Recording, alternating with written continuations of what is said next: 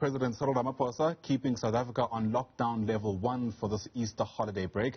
But alcohol sales from bottle stores have been banned for the duration of this long weekend. Churches will remain open with the number of congregants increased to about 250 for indoor services and 500 for outdoor gatherings. It was a careful balancing act for the president, we're told, as the religious community and liquor industry made pleas to government not to impose harsher restrictions. For reaction, let's bring in via our video link SANCA National Coordinator Adrie Vermeulen, as well as the Executive Director of Freedom of Religion South Africa, Swain. To both our guests, thanks very much for your time.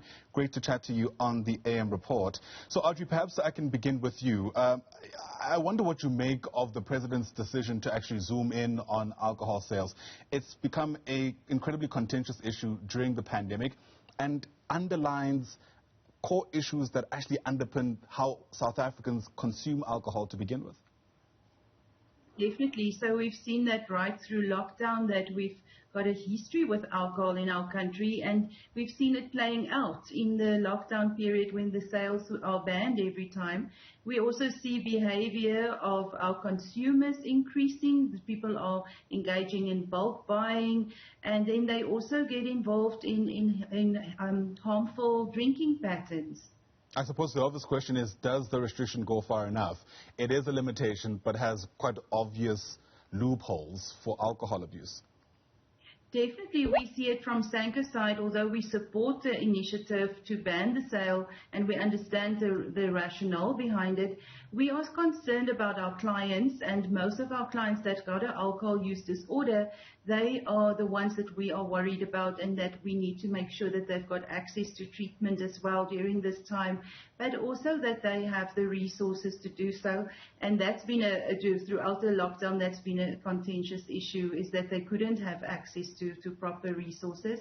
We also are we're worried about your binge drinkers or your social drinkers that all of a sudden during lockdown started drinking a lot more.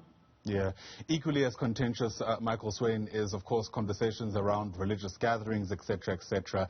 And perhaps that's because in a circular context, many people struggle to understand why there needs to be a special contention for people who observe this moment for whatever reason. The president appearing to concede to some of the pleas from the religious community. The question now is, will religious leaders be able to step up to the challenge and ensure that this doesn't lead to a third wave?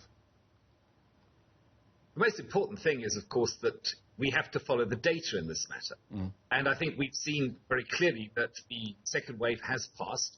There seems to be no evidence of its resurgence. And therefore, the question is, why is there even this numeric cap, which at face really doesn't make sense, as long as you are following which religious leaders and churches and mosques and synagogues have religiously, literally, the social distancing and health and sanitation protocols. There's no reason why there should be a cap. For example, a building which can seat 5,000, why should it be capped at 250? It really doesn't make much sense. But nevertheless, you understand that there is a serious pandemic on. People are concerned. But our contention is that there must always be reasonable, justifiable, and ultimately legal reasons why any constitutional right, which of course religious, should be limited in any way, shape or form. So we would say follow the data, and very happy, of course, that this is going to be reviewed after 15 days. We asked for 50% of occupancy. Almost every other religious leader who was speaking with the president asked for 50%. We've been given 250 indoors and 500 outdoors. It's going to suit most churches, but it certainly won't suit everybody. And there isn't really any logical reason why it should be capped at that number. But what outside things like a declining infection rate would justify having 300 or 3,000 people in a venue during a global health crisis? That doesn't even measure according to international best practice. I think it's important to also point out that there has not been any super spreader event that has been pinned on the religious sector. The only ones that are ever mentioned were the ones in South Korea, which has been discredited, and the ones in Bloemfontein, which is also contested. And those were both pre-pandemic. They were pre-lockdown. They were pre-masking. They were pre-social distancing. So if it is good for us to social distance, and we can have those health and safety protocols in place for a venue up to 250, then why is there a cap if the venue can take 5,000? That really isn't logic. Well, it depends how you define religious sector activities, isn't it? Funerals have shown time and time again to open themselves up to being super spreader events. And in a lot of situations in our country, those take place in the context of a religious gathering. I think there is a difference between funerals. Obviously, there's a lot of emotion at funerals. There's a lot of natural inclination to hug and to hold and to get perhaps closer than you would in a typical church service where you're sitting 1.5 meters apart, masked up, sanitized, etc. So I do understand that there, and I think it's important to distinguich, there's a difference between what happens at a funeral than what happens at a typical service. And I don't think you can draw a direct comparison between the two. Yeah, well, the links are close enough, but I think your point, I guess, will be acceptable to many. Adrie, what's also at the heart of what needs to happen now is meaningful intervention from government, isn't it? It's a conversation we've had time and time again after the president says anything about alcohol sales. The country needs to get to a point where we reckon with our relationship with alcohol, because these intermittent bans surely are not sustainable, even outside the context of a pandemic. No, absolutely. We agree with that completely, because change comes from within the person. And if one enforces it from a top-down approach, you will never create change within the alcohol culture that we have in our country. So from the SANCA's point of view, we're looking at a wider intervention, more collaboration between partners. There should have been more public awareness and education around alcohol consumption, as well as, responsible or safer drinking practices that can assist us, especially now during Easter. That is a very important aspect to consider, is how do we ensure that we stay safe and that we do not engage in consumption that is beyond what we're supposed to. So we're looking at all of that. Information is very important, but also starting with our communities and creating awareness around addiction being a disease. That is also needed. Is that where you think we're getting it wrong? Our terminology even around the consumption of alcohol isn't actually hitting the mark? Is that where the wires get crossed? Definitely. I think the wires get crossed because we also don't understand this disease, and we don't understand that not everybody that consumes alcohol has got a problem and needs treatment.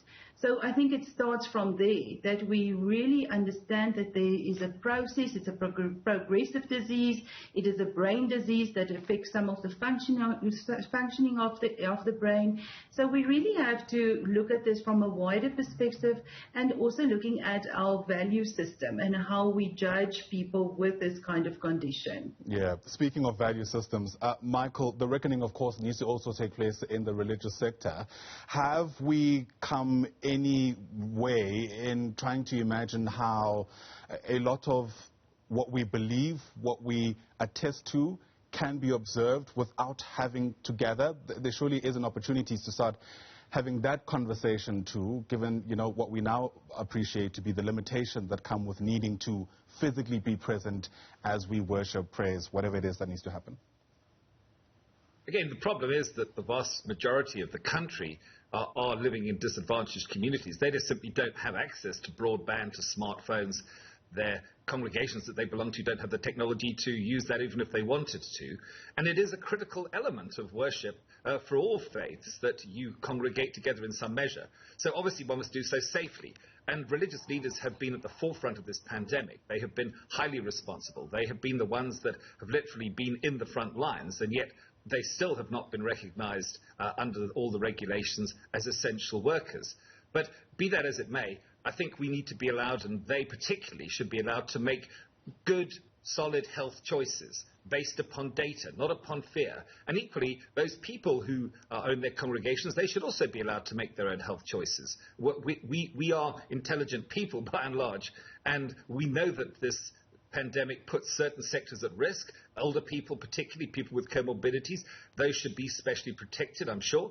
But I think it's important that we do not single out the religious community, which has, in fact, been extremely responsible, as the President himself acknowledged in his letter earlier this week. Yeah. And what exactly do you mean about us referring to data? I don't want to take this question for granted, right?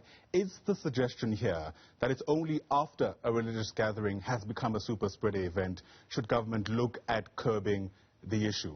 In other words, should we only look at the religious sector post the fact? That doesn't seem to make sense to me. No, you look at the data which we have in front of us, and we have seen that consistently for the past few weeks now, infection levels, levels of hospitalization are significantly down and are stable down. So there is no, therefore, reason particularly why one should not open up, certainly to open up to a greater measure. And look, we're nobody's saying that 250 and 500 isn't better. We're back to where we were effectively under lockdown level 1 earlier.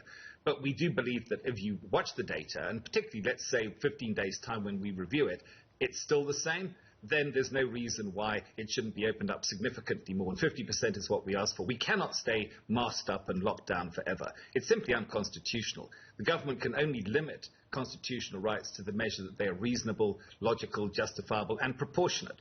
And that's all we're saying, is follow the data. Adrie, a final bite of the cherry from you. What ought to be the message for people who will still struggle with alcohol consumption during this Easter period, which sadly is traditionally known in our country as a period where people do consume disproportionately more alcohol than they would any other time of the year? Know your limitations. Also, we've got lots of tips available on our website. If you go to www.sancanational.info, you will receive tips there as well. And please stay safe during the season and make sure that you don't drink and drive.